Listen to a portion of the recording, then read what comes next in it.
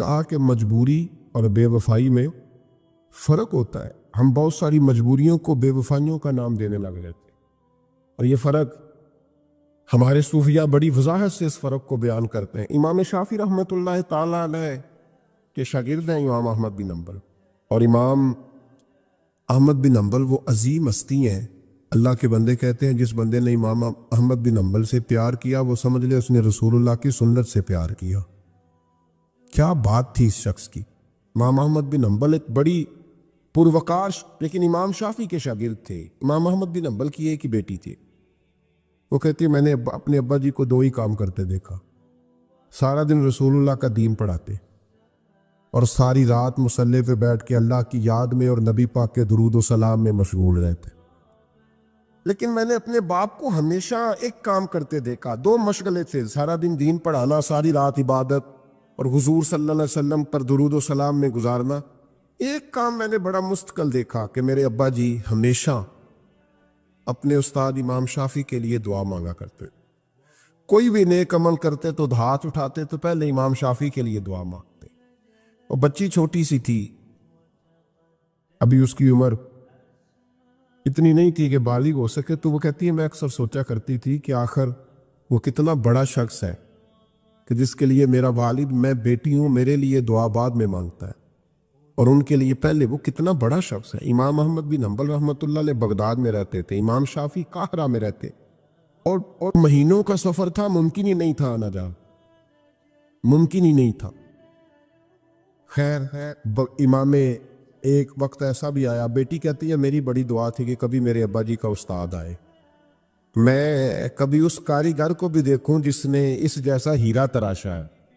دل کرتا تھا میں اس معمار کو بھی دیکھوں جس نے اتنے خوبصورت نقش و نگار والی عمارت بنائی ہے، میں اسے تو دیکھوں. دل بڑا کرتا تھا، میں دعا مانگتی تھی. خیر ایک دن امام شافعی کا خط آ ہی گیا، کہنے لگے احمد بن حنبل مجھے پتہ چلا ہے بغداد میں ایک محدث رہتے ہیں جو بڑے بوڑھے ہیں اور ان کے پاس نبی پاک کی ایک حدیث ہے، تو میں چاہتا ہوں کہ میں جلدی جلدی بغداد آؤں اور آ کے ان سے وہ حدیث حاصل کروں، وہ سنوں. روایت حدیث بہت بڑا مرتبہ ہوتا.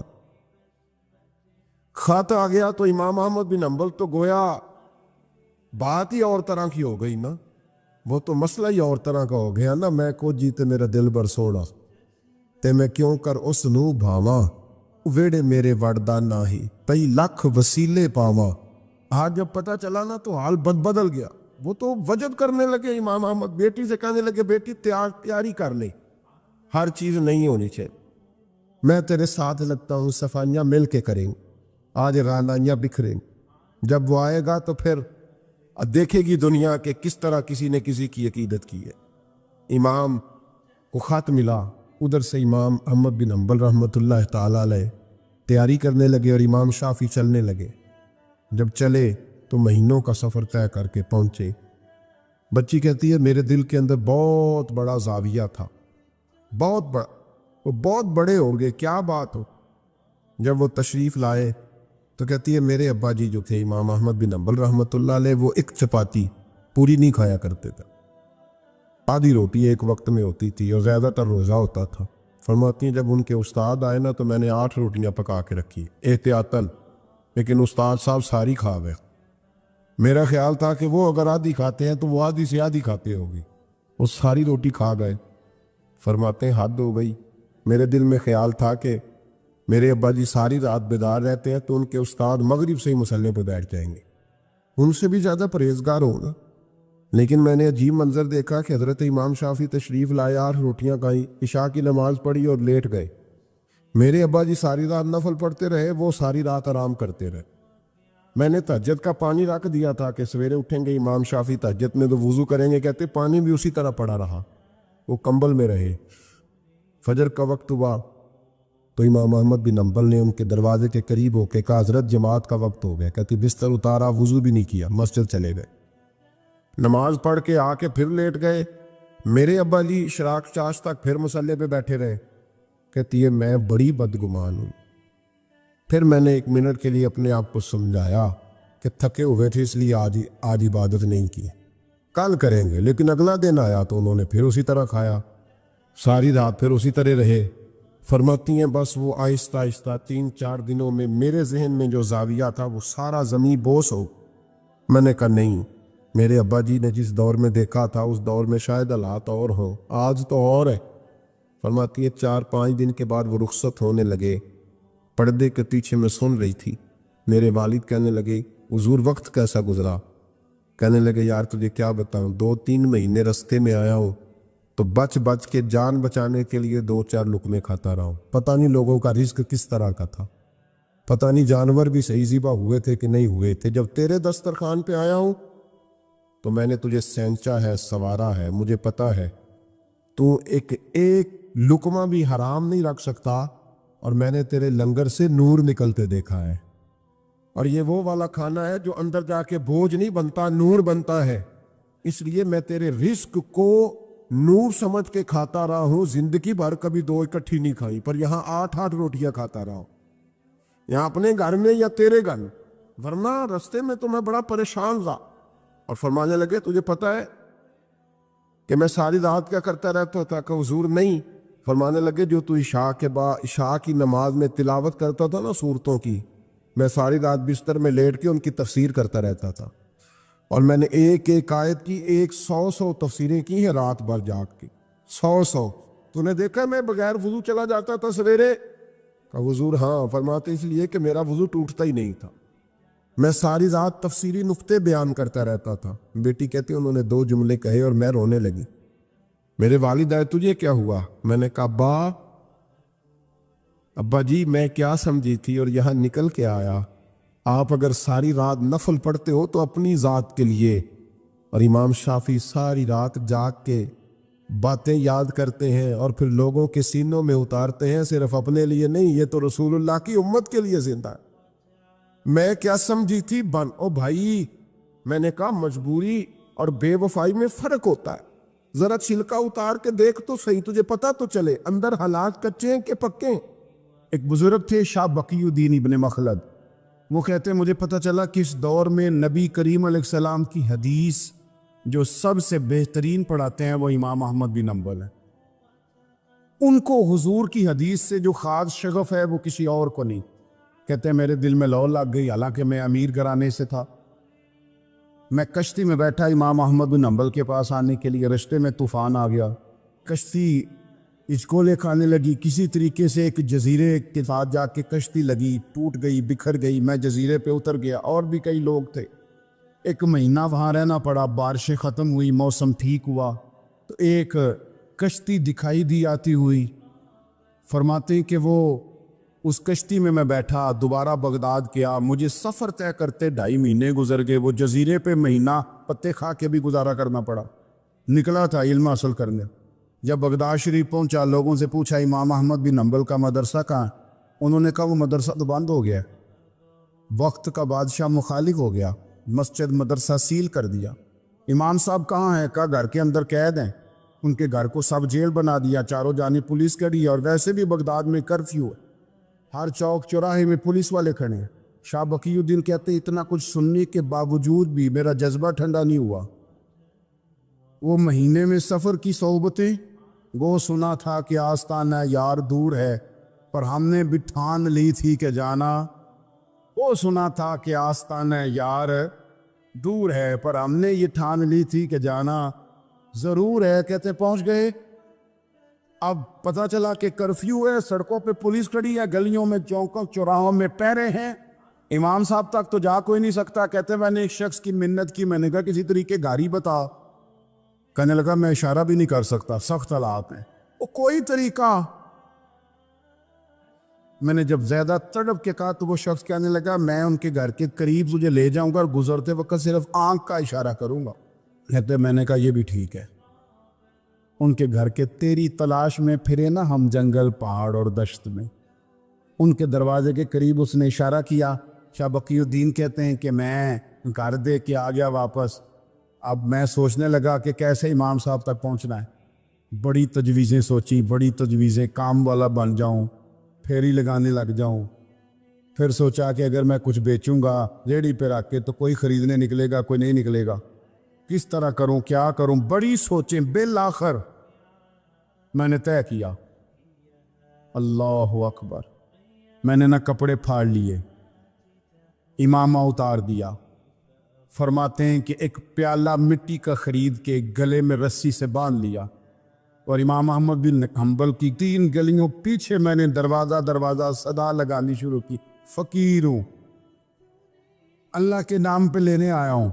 کہتے ایک ایک دینار مانگتے مانگتے مانگتے مانگتے آزم یار منون دی خاطر اساں کی پیز بٹائے. کہتے ہیں مانگتے مانگتے نا میں امام احمد بن حنبل کے دروازے تک آیا. امیر گھر کا بچہ تھا، بڑے پیسے جیب میں ہوتے. امام کے دروازے پہ صدا لگائی، کوئی ہے اللہ کے نام پہ دینے والا؟ کہتے ہیں وہ نور بھرا دروازہ کھلا. ایک گورے مکھڑے والا، سفید داڑھی والا، سونے امامے والا، چمکدار آنکھیں، نورانی شباہت.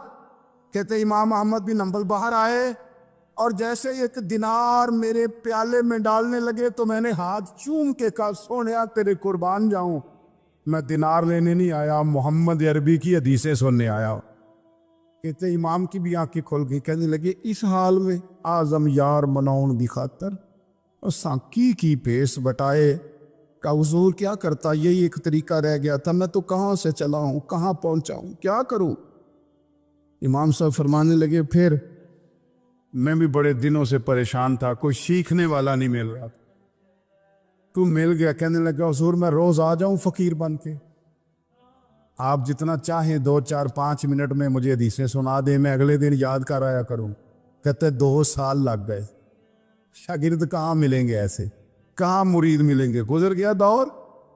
کہتے ہیں کہ میں نا ہر روز فقیر بن کے جاتا، 3 گلیاں پیچھے مانگنا شروع کرتا، کوئی شک نہ کرے.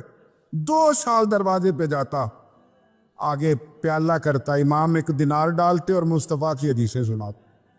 کہتے ہیں حالات بدل گئے. 2 سال کے بعد حکومت بدل گئی، امام کا مدرسہ بحال ہو گیا، رش ہو گیا. بادشاہ بڑا عقیدت مند تھا، جو نیا آیا اس نے بڑا کر کے ادارہ بنا کے دیا. جس دن میں گیا تو رش لگا ہوا تھا. کہتے حالات بدلے تو ہم نے بھی کپڑے بدلے، ہم نے بھی دوبارہ سے دستار باندھی. اور کہتے ہیں بڑے لوگ بیٹھے ہوئے تھے، میں جب داخل ہوا نا تو امام اٹھ کے کھڑے ہوئے. آپ فرمانے لگے پتر ادھر آ، تو آگے آ کے بیٹھ، لوگ دین سیکھنے آتے ہیں، تو فقیر بن کے مانگنے آیا تھا، اور میں بھی باقیوں کو پڑھایا کرتا تھا، تجھے میں دیا کرتا تھا، اور اب باقی پڑھا کریں گے، تجھے دیا جائے گا، اور تجھے سینے سے نکال کے دیا کروں گا. زمانے بدل گئے، حالات بدل گئے، وہ شخص چلا گیا، کون حکمران تھا کون نہیں تھا، لیکن استاد شاگرد کے ادب کی داستان قیامت تک باقی رہے. یہ قیامت جب طبیعتوں میں احترام ہوتا ہے، جب ادب ہوتا ہے. آپ کو پتہ ہے نبی پاک صلی اللہ علیہ وسلم کو یہ ادب کتنا پیارا ہے. نبی پاک علیہ السلام اس احترام کے جذبے کو کتنا پسند کرتے ہیں. اللہ کے پیارے رسول صلی اللہ تعالیٰ علیہ وسلم اس جذبہ احترام سے کتنے راضی ہوتے ہیں.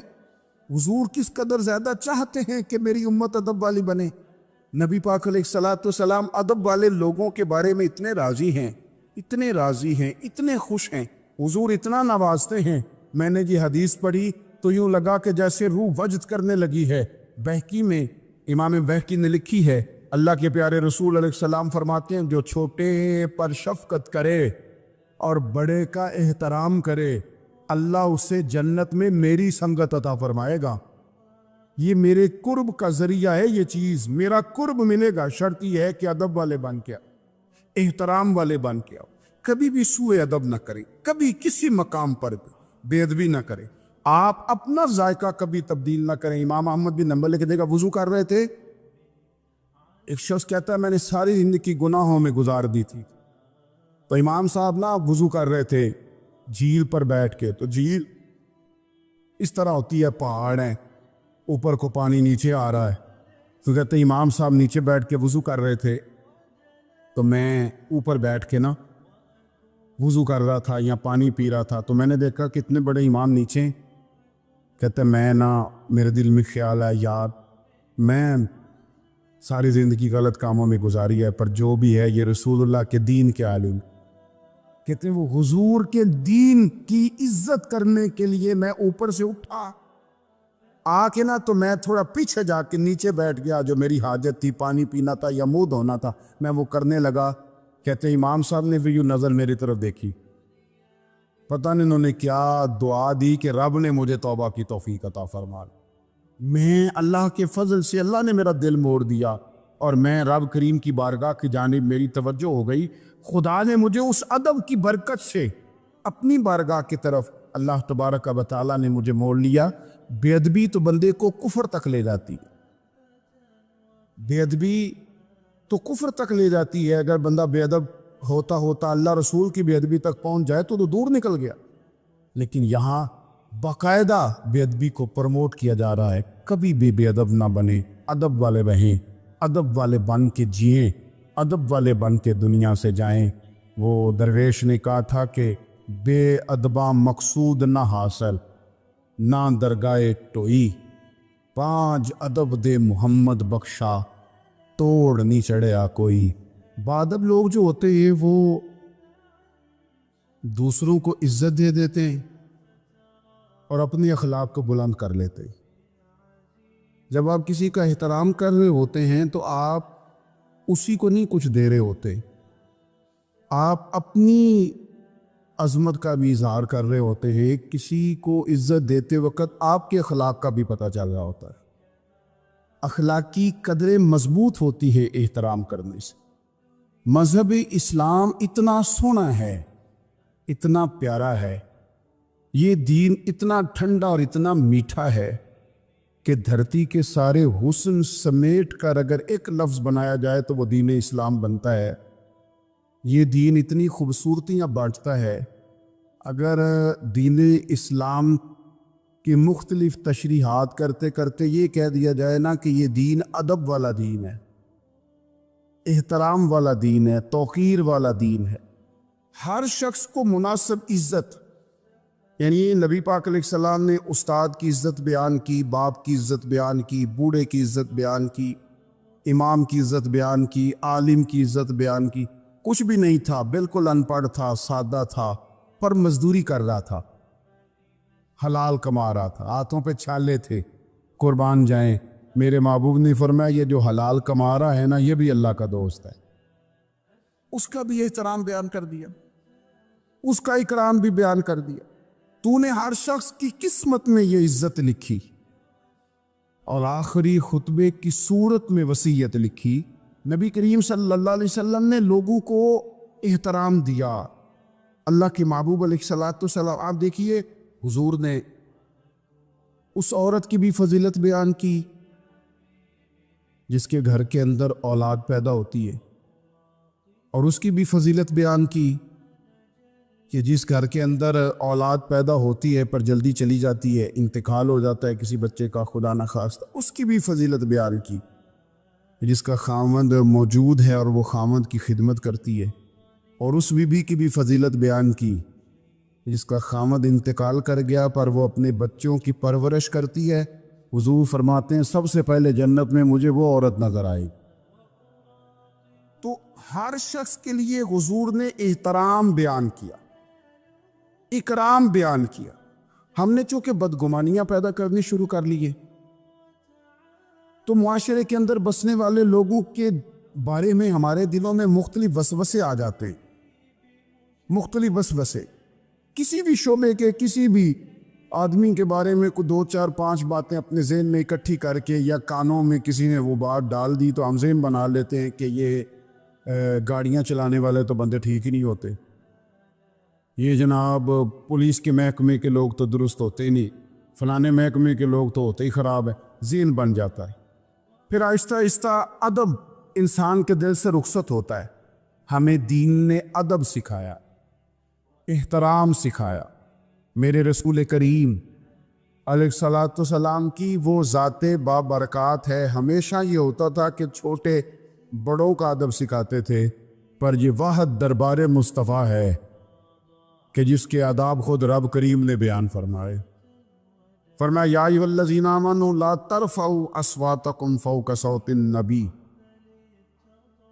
آپ کبھی آیت کے انداز پر غور کرے، کہا اے ایمان والو تمہاری آوازیں میرے نبی کریم علیہ السلام کی آواز سے اونچی نہیں ہونی چاہیے۔ بندے کی آواز کا کوئی والیوم ہوتا ہے کہ اب 3 پہ آواز ہے؟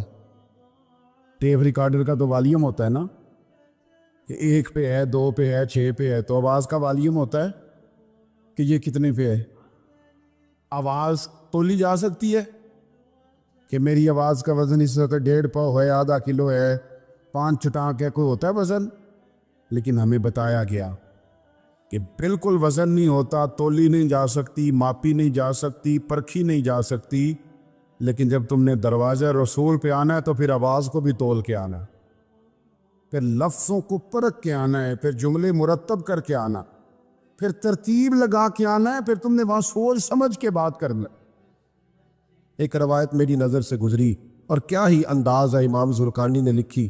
ایک صحابی ہیں حضرت ابو کرسافہ رضی اللہ تعالیٰ عنہ۔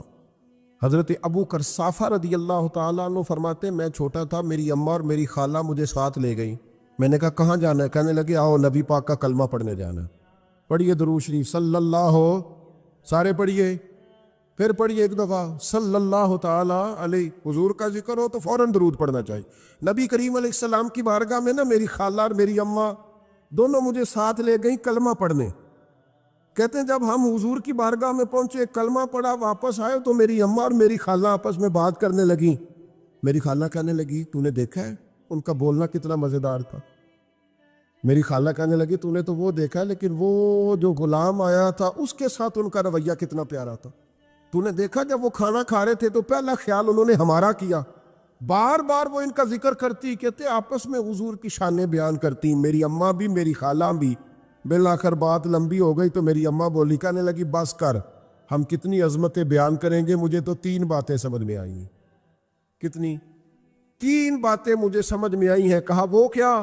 تو کہنے لگی ما رأینا مثل ھذا الرجل احسن وجھا ولا القى صوبا ولا البنا کلاما۔ کہنے لگی مجھے تو 3 باتیں سمجھ میں آئی ہیں کہ نہ اتنا خوبصورت چہرے والا کوئی شخص دیکھا ہے، اور نہ اتنے صاف کپڑوں والا کو دیکھا ہے، اور نہ ہی اتنی میٹھی بولی بولنے والا کوئی دیکھا ہے۔ تینوں باتوں کی کمال ہے، ظاہری حسن بھی کمال، کپڑوں کی صفائی بھی کمال، اور رسول پاک کا بولنا بھی کمال، لب و لہجے میں مٹھاس بھی خوبصورتی والی۔ یہ اصل حسن ہے کہ ظاہراً بھی انسان بڑا منزہ ہو، باطناً بھی بڑا صاف ستھرا ہو۔ میرے رسول پاک علیہ الصلاۃ والسلام کا طریقہ مبارکہ پتہ کیا تھا؟ حضور صلی اللہ تعالیٰ علیہ وآلہ وسلم جب مسجد میں نماز پڑھ لیتے تو حضرت جعفہ رضی اللہ تعالیٰ عنہ فرماتے، بخاری کی حدیث ہے، فرماتے میں مدینہ شریف میں آیا تو حضور نماز پڑھ لیتے تو صحابہ نبی پاک کے پاس آتے اور حضور کا دست مبارک پکڑ کے پہلے چومتے پھر چہروں پہ ملتے، پہلے چومتے پھر چہروں پر۔ نبی پاک کے صحابہ حضور کے قدم بھی چوما کرتے، قدموں میں جھکا کرتے تھے۔ یہ تو بھائی اس وقت پتہ چلتا ہے جب کسی سے پیار ہو جاتا ہے، جب کسی بندے سے۔ میں اکثر مثال دیا کرتا ہوں اکثر کہ کسی کا بچہ پیشاب کرے تو کہہ آتی ہے، الٹی آتی ہے، لیکن اپنا بچہ بالوں میں بھی کر دیتا ہے، پھر کوئی کہہ نہیں آتی چونکہ اپنا ہے نا، پیار ہو گیا ہے نا۔ اب وہ کیفیت جب کسی سے محبت ہو جاتی ہے نا تو کچھ چیزیں صرف سمجھنے کی نہیں، کچھ چیزیں ایسی ہوتی ہیں جو محسوس کرنے والی ہوتی۔ اس نے کہا تھا عشق ایک ڈھونگ ہے، میں نے کہا تجھے عشق ہو خدا کرے، پھر کوئی تجھے اس سے جدا کرے، تو اسے تسبیحوں پہ پڑا کرے، تو اسی کا نام جپا کرے، تو گلی گلی پھرا کرے، پھر میں کہوں کہ عشق ایک ڈھونگ ہے اور تو نہیں کہا کرے، پھر میں کہوں کہ عشق ایک ڈھونگ ہے اور تو۔ اس نے کہا تھا عشق ایک ڈھونگ ہے تو میں نے کہا تجھے عشق ہو خدا کرے۔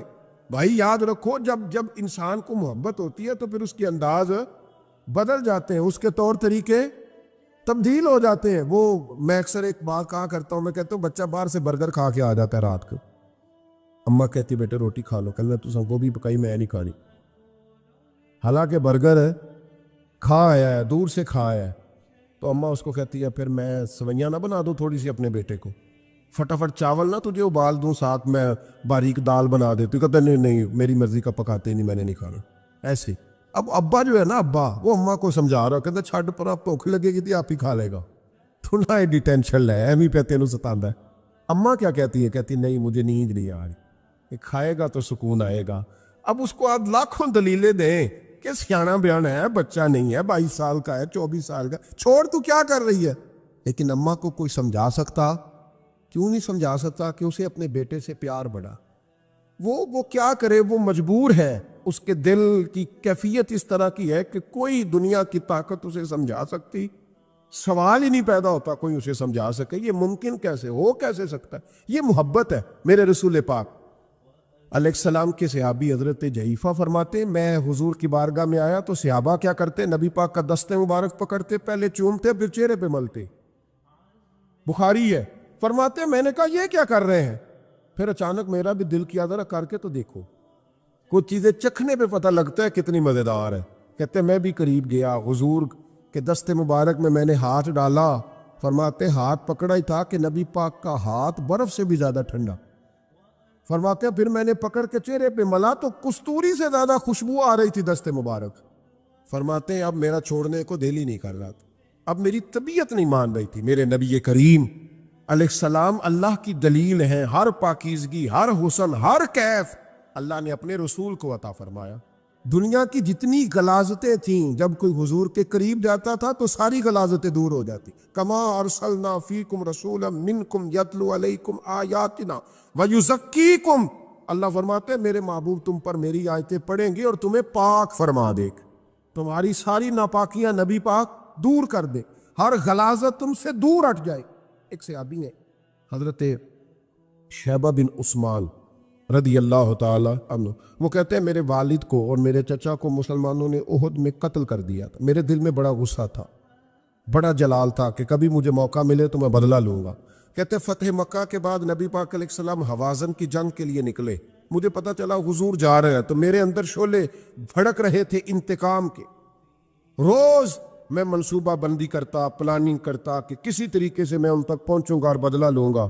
کہتے ہیں نبی کریم علیہ السلام نا حوازن کے لیے پہنچ چکے تھے. فرماتے میں بھی جنگ میں جا کے شریک ہو گیا اور میں نے طریقہ اس طرح کا اختیار کیا کہ کسی طریقے میں حضور تک پہنچ جاؤں. سمجھ آ رہی ہے میری بات کی؟ نبی کریم علیہ السلام تک کسی طریقے پہنچ جاؤں. فرماتے ہیں لڑتے لڑتے, لڑائی کے 2 طریقے ہوتے تھے. کبھی تو ایسے ہوتا تھا کہ ایک دو آدمی مل کے آپس میں لڑتے تھے, پھر گمسان کا رن پڑتا تھا, گھمبیر ہو جاتی تھی جنگ, سمجھ نہیں آتی تھی تیر کہاں سے آیا, نیزہ کہاں سے آیا. فرماتے جب گمسان کا رن پڑا نا, مجھے موقع مل گیا, میں حضور کے قریب پہنچ گیا. حضرت شیبہ بن عثمان رضی اللہ تعالیٰ عنہ کہتے جب میں پہنچ گیا تو میں نے نا دیکھا کہ اب حضور کے قریب لوگ نہیں ہیں.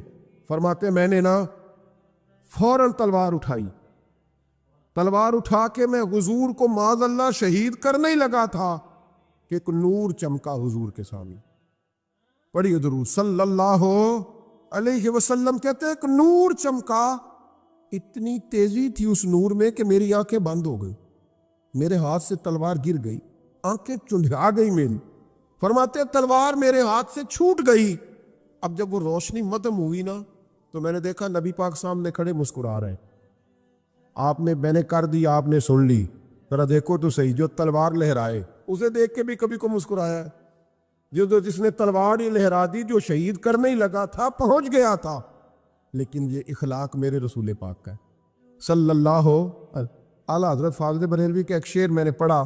کچھ چیزیں ایسی ہوتی ہیں جو بس نا وہ آتی تو سامنے ہیں لیکن وہ اتنا لطف دے جاتی ہیں کہ ٹھنڈا ہو جاتا ہے مزاج. رات کو میں شعر پڑھ رہا تھا اعلیٰ حضرت کا فاضل بریلوی رحمت, اور میں نے شعر پڑھا تو مجھے اچھا لگا سنانا. ایک دوست کو میں نے فون کیا, میں نے کہا یار ذرا شعر تو سن لے. یہ پہلی دفعہ نظر سے گزرا ہے, ابھی سیدھا سادہ لیکن روح تک اتر گیا. اعلیٰ حضرت فرمانے لگے نبی پاک کے بارے میں, فرمانے لگے سیدھی سیدھی روش پر کروڑوں درود. سیدھی سیدھی روش پر بالکل سیدھی ہے حضور کی باتیں, کسی پیچیدگی کی ضرورت نہیں. کہنے لگے سیدھی سیدھی روش پر کروڑوں درود, سادی سادی طبیعت پہ لاکھوں سلام.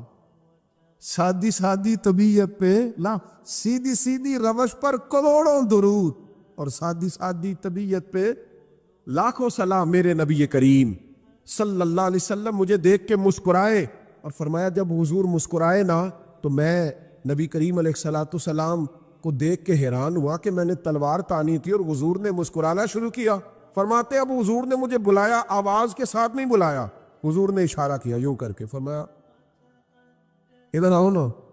فرماتے مجھے اب یہ بھی سمجھ نہیں آئی کہ کس نے مجھے اٹھا کے حضور کے قریب کر دیا.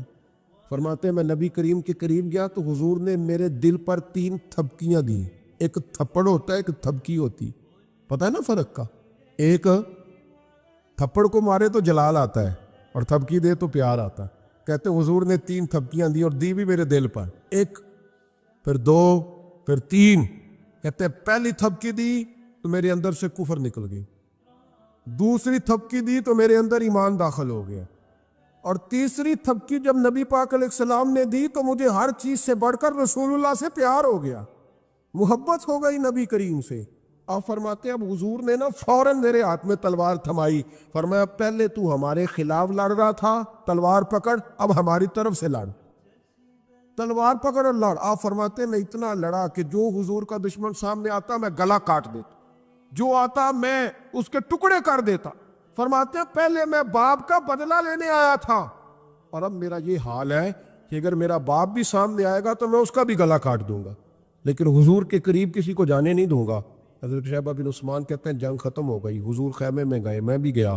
اب نبی پاک لوگوں سے باتیں کر رہے ہیں، حضور لوگوں سے باتیں کر رہے ہیں. میں ایک کونے میں بیٹھا سوچ رہا ہوں کہ میں تو بدلہ لینے آیا تھا، یہ میرے ساتھ ہوا کیا؟ حضور لوگوں سے باتیں کرتے جا رہے ہیں، میں سوچتا جا رہا ہوں کہ میں تو انتقام لینے آیا، یہ کیا معاملہ ہوا؟ کہتے محبوب نے اچانک میری طرف نظر اٹھائی اور فرمانے لگے شیبہ ایک ارادہ تو نے کیا تھا جو غلط تھا، اور ایک ارادہ میرے رب نے کیا ہے اور تیرے اوپر فضل فرما دیا ہے. فرماتے حضور نے اب مجھ سے فرمایا کوئی خواہش ہو تو بتاؤ، مانگ لو کچھ مانگنا ہے تو. میں نے عرض کی یا رسول اللہ میری بخشش کی دعا کر، بڑا میرا خوفناک ماضی ہے، میں اسلام کا بڑا دشمن رہا ہوں، حضور دعا کر دے، یاد ماضی عذاب ہے یا رب، چھین لے مجھ سے حافظہ میرا، یا رسول اللہ بڑے گناہ ہیں میرے، دعا کر دے. کہتے میں نے دعا کے لیے کہا اور حضور پھر دوسرے لوگوں سے باتیں کرنے لگے، کبھی اس سے کبھی اس سے کبھی اس سے. میں سوچنے لگا کہ میری بات کا کوئی جواب ہی نہیں آیا. جب تو 3 بار میں نے سوچا تو میرے کریم نے پھر توجہ میری جانب کی اور فرمایا تو نے بخشش کی دعا کا کہا تھا، میں نے سن لیا ہے، رب کریم نے تیری بخشش فرما دی ہے، اللہ نے تجھے بخش دیا، تیری خطائیں رب کریم نے معاف کر دی. نبی پاک کے دست مبارک کی برکت. رسول پاک ایک صحابی تھے حضرت فرقد ان کا نام تھا رضی اللہ تعالی. پہلے نا میں جب گفتگو کیا کرتا تھا نا تو میں صحابہ کا نام نہیں لیتا تھا، میں کہتا تھا ایک صحابی فرماتے ہیں، کیونکہ صحابہ کے نام مشکل تھے، لوگوں کو یاد نہیں رہتے. ایک دن میرے دل میں خیال آیا کہ نام لیں گے نہیں تو انہیں آئیں گے کیسے، چلو خود کسی کو یاد ہو جائے گا. مجھے اچھا لگا. پچھلی دفعہ میں نے حضرت سعد بن ناجیہ کا نام لیا تو مجھ سے میرے دوستوں نے کہا ذرا لکھ کے دے کیا نام تھا. مجھے خوشی ہوئی کہ یار اگر یہ لفظ کہے جائیں گے تو لوگوں کو دلچسپی ہوگی. حضرت فرقد ایک صحابی تھے اور یہ وہ صحابی ہیں جنہوں نے حضرت عمر کے زمانے میں موصل کا علاقہ فتح کیا تھا. بڑے دلیر تھے، ان کی 4 بیویاں تھیں. وہ کہتے ہیں جب بھی یہ گھر میں آتے تو خوشبو اتنی اعلیٰ لگا کے آتے کہ ہم حیران ہو جاتی. عورتیں زیادہ تیاری کرتی ہیں نا مردوں سے کہ نہیں، کہ آج کل مرد زیادہ کرتے ہیں. چلو میں دس چھوڑو، میں اپنی اصلاح کر لوں. تسی دوواں گلاں تے انجن کیتا ہے، اب پتہ نہیں سچ کیا ہے، کون زیادہ تیاری کرتا ہے. چلو بیٹھے جو مرد نے. ویسے میرے پاس جو اخباری تراشیں ہیں ان میں یہ لکھا ہے کہ آج کل مردوں کے میک اپ پہ زیادہ خرچ آنے لگے. یہ تحقیقی رپورٹ ہے. اور پاکستان میں سب سے زیادہ جو اخراجات ہیں وہ میک اپ کے سامان کے ہیں. پہلے لڑکیاں بیوٹی پارلر جاتی تھی، اب لڑکے بھی جاتے. پہلے صرف دلہن جاتی تھی، اب سارا خاندان جاتا. اللہ تعالیٰ معاف کرے. اس کے باوجود بڑی غربت ہے ملک میں، پریشانی بھی بڑی ہے. اس کے علاوہ ہمیں غریبوں کا درد ہے. اس کے باوجود ہم لوگوں کی مدد کرنا چاہتے ہیں. پتہ نہیں کیا ترجمہ کیا ہم نے غریب پروری کا، کیا معنی بنایا، اللہ بہتر جانتا ہے. کہ وہ چیزیں جن کی بالکل حاجت نہیں، بالکل ضرورت، ان پر لاکھوں لٹا کے کہتے ہیں وہ دیکھو بیچارے کو روٹی نہیں مل رہی. تو بھائی آپ مہربانی کرتے خالی کندھی کر لیتے، باقی پیسے غریب کو دے دیتے. لیکن چلے معیار ہے نا ہمارا اپنا معیار ہے، اس پر میں جاتا نہیں، بات نہیں کرتا. نبی کریم علیہ الصلاۃ والسلام کے صحابی ان کی ازواج کہتی ہیں کہ اب عورتیں زیادہ تیاری کیا کرتی تھی، لیکن وہ جب گھر آتے نا تو اتنی خوشبو لگاتے. کہتی ہم چاروں مل کے کوشش کرنے لگی، ڈھونڈنے لگی کہ وہ خوشبو کا پتہ کریں جو یہ لگاتا ہے. ہم نے بازار سارے تلاش کر لی. عرب کے اندر آج بھی خوشبو کا بڑا شوق اور بڑی مہنگی خوشبو ملتی ہے. کبھی آپ بازار جائیں، کہتی ہیں ساری خوشبوئیں لگا لی، تھک گئی.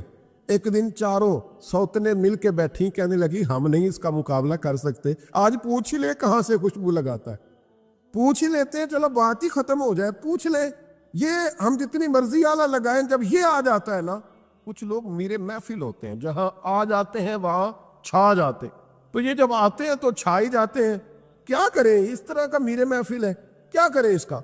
فرمانے لگی ایک دن چاروں سوتنوں نے مل کے ان کو بٹھا لیا، کہنے لگی بتاؤ تو صحیح خوشبو کون سی لگاتے، کہنے لگے کوئی بھی نہیں، کبھی لگائی نہیں، آج تک نہیں لگائی۔ تو کہتی ہیں بیویاں کہنے لگی صحابہ تو غلط بیانی نہیں کرتے، پر آپ کیا بات کر رہے ہیں، یہ کیسے ہو سکتا ہے کہ آپ آتے ہیں تو ہم حیران ہو جاتی ہیں۔ فرمانے لگے جس دن کی تم لگی ہوئی ہو نا میری خوشبو کا مقابلہ کر دے، مجھے پہلے دن کا ہی پتا ہے۔ تو میں نے کہا چلو زور لگا ہی لیں، دیکھ ہی لیتے ہیں کہاں تک بات جاتی ہے تمہارے پاس جتنا زور لگا لو۔ بہرحال میں اللہ کی قسم اٹھا کے کہتا ہوں کبھی نہیں لگائی۔ تو بیویاں کہنے لگی پھر بتا تو صحیح، تو ایک دلیر آدمی ہے، اور جو دلیر لوگ ہوتے ہیں وہ خوشبوؤں کے اور کپڑوں کے اور ان چیزوں میں زیادہ وقت نہیں لگاتے، ان کے تو مشن اور طرح کے ہوتے، آپ تو مجاہد قسم کے آدمی ہیں پر ہر وقت خوشبو آتی ہے۔ تو حضرت فرقد رو پڑے، کہنے لگی بیمار ہو گیا تھا، لاچار ہو گیا، حکیموں طبیبوں نے انکار کر دیا، وجود پر میرے آبلے نکل آئے، پھنسیاں بن گئی، ان میں پیپ بھر گئی، بیٹھ نہیں سکتا تھا، اٹھ نہیں سکتا، جب تھک گیا نا تو دروازہ رسول پہ چلا گیا، جب تھک گیا طبیبوں کا تھکایا ستایا حضور کی بارگاہ میں، کہا محبوبہ دیکھے تو صحیح میرا کیا حال ہے، حضور ذرا دیکھ کے، چل نہیں سکتا، سو نہیں سکتا، بیٹھ نہیں سکتا، تیرے علاوہ غم کسے بتاؤ۔ کہتے ہیں حضور نے فرمایا ستر ڈھانپ لے، باقی سارے کپڑے اتار، ستر ڈھانپ لے، کہتے ہیں ٹخنوں سے لے کر ناف تک میں نے ستر ڈھانپ لی، باقی سارے کپڑے اتارے۔ حضور کیا کریں گے؟ فرماتے ہیں نبی پاک نے دست مبارک اٹھایا، برف سے ٹھنڈا، کستوری سے زیادہ مہکنے والا، فرماتے ہیں پورے وجود پر میرے حضور نے دست مبارک ایک دفعہ لگا دیا، اب جدھر جدھر سے گزرتا ہوں ساری دنیا خوشبو سے بھر جاتی۔ یہ نبی پاک کا دیا ہوا نور ہے، یہ حضور کی عطا کردہ شفا ہے، یہ رسول پاک کے حسن کی خیرات ہے۔ ایک شاعر نے ایک فقرہ کا کمال کر دی، کہنے لگا ظلمت کو ان کے نور نے کافور کر دیا، جس پر پڑی نظر اسے بھی نور کر دیا۔ رسول پاک علیہ السلام کے دست خیر میں وہ برکات تھی۔ حضور حسن کی دو قسمیں ہوتی ہیں، ایک حسن ہوتا ہے ملمہ سازی والا، بیوٹی پارلر والا، ایک حسن ہوتا ہے باطن کا۔ بچے پتہ کیوں خوبصورت ہوتے ہیں؟ اس پر علماء مناطقہ نے بحث کی ہے، محدثین نے لکھا ہے۔ بچہ گدھے کا بھی ہو تو پیارا لگتا ہے، چھوٹا بچہ اگر اس کا رنگ بہت گورا نہ بھی ہونا، صرف چھوٹا ہو، وہ پیارا لگتا ہے، اس میں ایک جاذبیت ہوتی ہے۔ اس پر ہمارے مفسرین نے، محدثین نے، علماء مناطقہ نے ایک بحث کی ہے۔ وہ کہتے ہیں اصل بات یہ ہے کہ بچے جھوٹ نہیں بولتے، بددیانتی نہیں کرتے، دھوکہ نہیں کرتے، یہ جو اندر کی عیاریاں ہوتی ہے نا، چہرہ بھی خطرناک کر دیتی، اور جب اندر حسن ہوتا ہے تو باہر بھی حسن ہی ہوتا ہے۔ بچے میں کوئی مکاری عیاری نہیں ہوتی، فساد نہیں ہوتا، نیت میں فطور نہیں ہوتا، کسی کو لوٹنے کا ارادہ نہیں، کسی کو شیشے میں اتارنے کا پروگرام نہیں بتاتا، بچہ چرب زبان نہیں ہوتا، اس کو طریقہ نہیں ہوتا، وہ لوگوں کو قائل کرنے کے ہر وقت دوڑتا نہیں، الٹی سیدھی گیمیں نہیں چلاتا، کیونکہ اندر حسن ہوتا ہے تو وہ حسن اس کے چہرے پر معصومیت بن کے آتا۔ سمجھ آ رہی ہے میری بات کی؟ اس کی دلیل میرے رسول پاک علیہ السلام نے بخاری میں فرمایا اللہ کا ولی وہ ہے جس کا چہرہ دیکھو تو اللہ یاد آ جائے۔ اب یہاں یہ نہیں فرمایا گورا چٹا ہو، خوبصورت ہو، بس اس کے چہرے میں معصومیت ہوتی، وہ سچا ہوتا ہے، وہ کھرا ہوتا ہے، اس کا حسن چہرے پہ آتا ہے۔ میرے رسول کریم علیہ السلام کا جو حسن تھا نا، وہ اندر کی صداقت کی روشنی تھی، وہ اندر کے کیف کا نور تھا جو حضور کے چہرے پر عیا ہوتا تھا۔ اس لیے نبی پاک کا چہرہ جو تھا وہ آنکھیں چدھیاتا نہیں تھا، بلکہ آنکھوں کو اچھا لگتا تھا۔ شاہ عبد الرحیم صاحب محدث دہلوی، شاہ ولی اللہ صاحب کے والد ہیں، اور ہمارے بر صغیر پاک و ہند میں جتنے بھی مسالک ہیں یہ سارے شاہ ولی اللہ صاحب کے شاگرد بنتے۔ وہ کہتے ہیں میرے ابا جی نے خواب دیکھا اور خواب میں انہیں رسول اللہ کا دیدار نصیب ہوا، اور نبی کریم علیہ السلام کی بارگاہ میں شاہ ولی اللہ صاحب کے ابا جی کہنے لگے حضور ایک بات بڑی اڑ گئی ہے میرے دل میں، بڑی، تو کتابوں سے جواب نہیں ملا، آج رب کریم نے موقع دیا ہے اس سوال کا جواب۔ تو کہ عبد الرحیم پوچھو کہ یا رسول اللہ حضرت یوسف کا حسن دیکھ کے لوگوں نے انگلیاں کاٹ لی، پر آپ کو تکنے والے تکتے ہی رہے۔ کوئی بھی ہوش نہیں ہوا, کسی نے انگلی نہیں کاٹی. تو کہتے محبوب نے فرمایا عبدالرحیم رب کریم نے اپنی غیرت کے ساتھ میرے حسن پر 70,000 پردے ڈالے.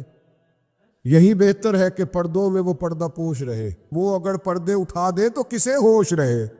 فرمایا 70,000 پردوں میں چھپا ہوا حسن ہے, ورنہ کسی کی طاقت تھی کوئی بات کر سکتا, جرت تھی کسی شخص کی. میرے حبیب پاک سید عالم حضرت عبداللہ ابن سلام رضی اللہ تعالیٰ عنہ اہل یہود کے بڑے عالم تھے. فرماتے میں تورات زبور انجیل کا جاننے والا تھا. جس دن حضور مدینہ طیبہ آئے, کسوا نامی اونٹنی پر بیٹھے تھے, میں حضور سے مناظرہ کرنے بحث کرنے آیا. میرے ساتھ میرے شاگرد تھے, ارادہ تھا بحث کروں گا, نبی پاک کو بڑے معاذ اللہ کڑوے کڑوے سوال کروں گا.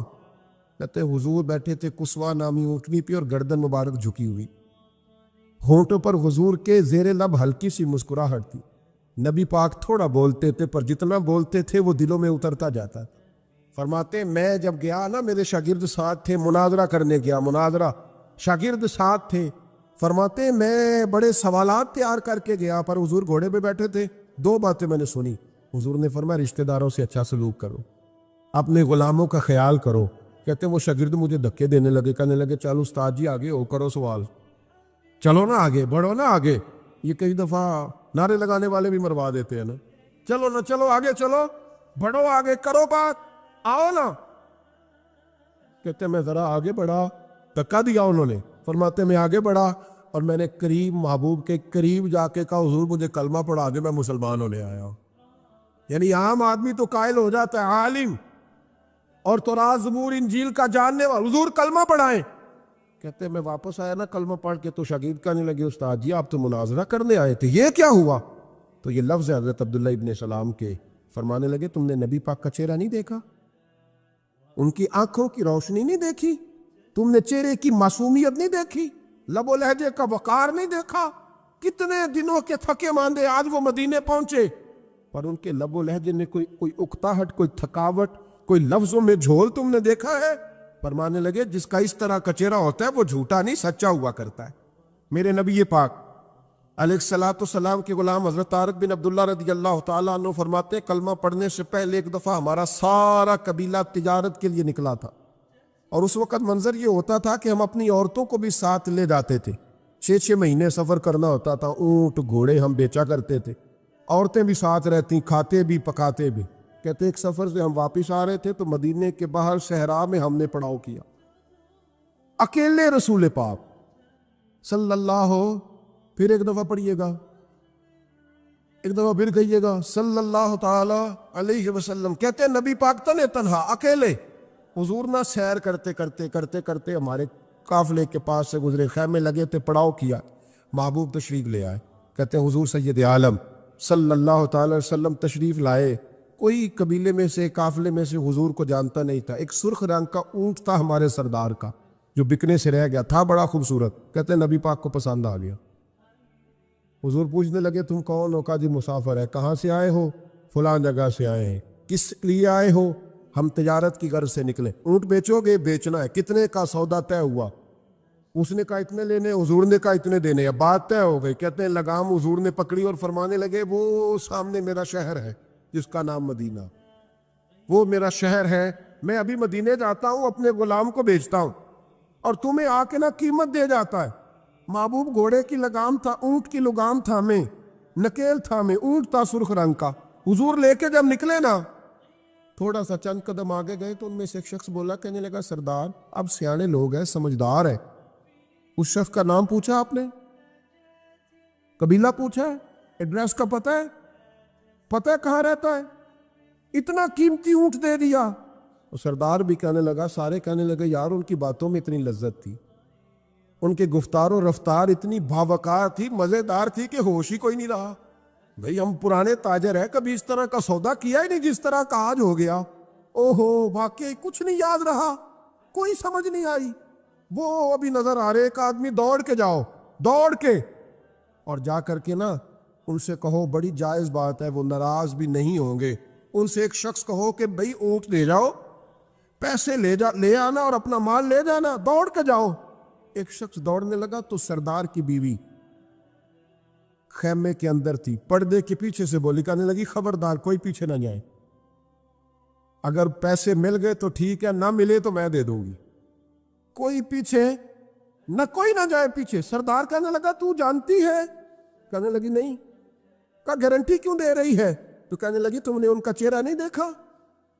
تم تو سودے کر رہے تھے، میں پردے کے پیچھے سے دیکھ رہی تھی۔ پیر مہر علی شاہ صاحب کو کسی نے کہا تھا نبی پاک کا حلیہ بیان کرے، بتائیں حضور کے کان مبارک کیسے تھے، آنکھیں کیسی تھی، ناک مبارک کیسی تھی، بینی مبارک کیسی تھی؟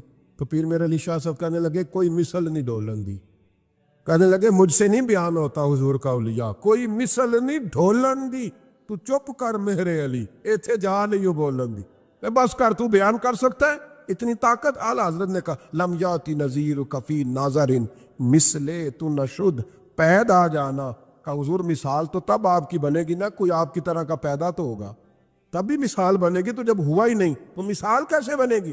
کہنے لگی کوئی نہ جائے، نہ پیسے آئے تو میں دے دوں گی، میں تو پردے کے پیچھے سے دیکھ رہی تھی، ان کے چہرے کا وقار دیکھا، ان کی آنکھوں کی روشنی دیکھی، ان کے لفظوں کا حسن دیکھا۔ تم 50 باتیں کرتے تھے، وہ ایک جواب دیتے تھے، اور گنے چنے لفظ بولتے تھے، ان کی سادگی کا وقار دیکھا۔ جانے دو، نہ پیسے آئے تو میں دوں گی۔ کہتے حضور گئے، تھوڑی دیر کے بعد ایک کالے رنگ کا حبشی غلام آیا، پیسے بھی پکڑے اور اپنی چادر میں نا کھجوریں باندھ کے تو پیچھے ڈالی ہوئی، اور دیہاتی لوگ پیچھے نہیں ڈال لیتے، کھجوریں ڈال کے پیچھے۔ کہتے وہ آئے اور ان کے آنے کا انداز بھی بڑا نرالا تھا۔ کہتے وہ جھومتے جھومتے اللہ کا ذکر کرتے، اللہ الصمد کرتے پہنچ گئے، اور آگے کہنے لگے تم سے میرے نبی نے اونٹ خریدا؟ تم سے؟ کہا ہم سے خریدا ہے۔ کہنے لگے یہ تمہارے پیسے؟ اور پھر چادر کھول کے صحرا پہ بچھا دی، کہنے لگے یہ تمہارے پیسے، اور کھجورے کھاؤ، میرے نبی نے تحفہ بھیجا ہے، کھاؤ، حضور نے تحفہ بھیجا ہے۔ تو وہ سردار کی بیوی اونٹ ہٹا کے کہنے لگی وہ کالے رنگ کے حبشی غلام، انہیں کھجوریں کھلا، اور مجھے اس عزت والی ماں کا نام بتا جس کے گھر میں ایسا لال پیدا ہوا، انہیں کھجوریں کھلا، اور مجھے اس عظمت والے باپ کا نام بتا جس کے گھر میں ایسا پھول کھلا ہے، وہ قبیلہ تو بتا تو صحیح، وہ کون تھے؟ 2 گھڑیاں رکے ہیں پر خوشبوئی پھیل گئی ہے، رنگ ہی بدل گیا، تار کوئی مثل نہ ڈھولن دی، تو چپ کر مہر علی، ایتھے جا نہیں بولن دی۔ حضرت طارق بن عبداللہ کہتے ہیں جناب بلال فرمانے لگے وہی تو اللہ کے آخری رسول ہے، وہی تو خاتم المرسلین ہے، وہی تو ہیں جنہیں اللہ نے ساری انسانیت کے لیے نمونہ عمل بنایا۔ کہتے ہم اونٹ بیچنے گئے تھے پر سارے کا سارا قبیلہ ہی مسلمان ہو گیا۔ نبی پاک کی حضور کے ظاہری حسن کے تذکرے ہماری اولادوں کو آنے چاہیے۔ ایک شعر مرحوم اعظم چشتی نے کہا تھا، کمال کر دی، کہنے لگے سمجھا نہیں ہنوز میرا عشق بے ثبات، تو کائنات پہ حسن ہے یا حسن کائنات؟ میں آج تک سمجھ نہیں سکا، سمجھا نہیں ہنوز میرا عشق بے ثبات، تو کائنات حسن ہے یا حسن کائنات۔ بھائیو وہ سارے طریقے اپناؤ جو رسول پاک نے عطا فرمائے، غسل بھی نبی پاک کے طریقوں میں ہے، پاکیزگی بھی نبی پاک کے طریقوں میں ہے، بقا بھی حضور کے، اور جو چاہتا ہے نا دنیا میں سب سے خوبصورت بن جائے، نظر آئے، اور اس کی خوشبو سے لوگوں کے دل ٹھنڈے ہو، وہی طریقہ اپنائے جو میرے نبی نے عطا کیا ہے۔ آخر دعوانا ان الحمدللہ رب العالمین۔